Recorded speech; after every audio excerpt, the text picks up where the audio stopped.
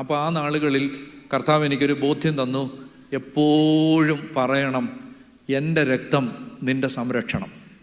അതുകൊണ്ട് ഞാൻ എപ്പോഴും ആവർത്തിച്ച് എൻ്റെ ജീവിതത്തിൽ എല്ലാ ദിവസവും പറയുന്ന വാചകങ്ങളിലൊന്നാണ്, your blood is my protection, your blood is my protection. നിൻ്റെ രക്തം എൻ്റെ സംരക്ഷണം, നിൻ്റെ രക്തം എൻ്റെ സംരക്ഷണം. ഇത് ഞാൻ എന്നും പറയും. ഒത്തിരി അനുഭവങ്ങൾ അങ്ങനെ ആ മേഖലയിൽ ദൈവം തന്നു.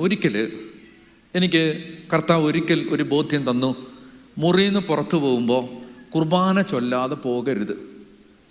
അങ്ങനെ ഒരു ദൈവസ്വരം കിട്ടി. അതായത് നീ വെളിയിൽ പോകുമ്പോൾ, ഇപ്പം നമ്മൾ മുഴുവൻ സമയവും ഇങ്ങനെയുള്ള കാര്യങ്ങൾക്ക് വേണ്ടിയാണ് ജീവിക്കുന്നത്.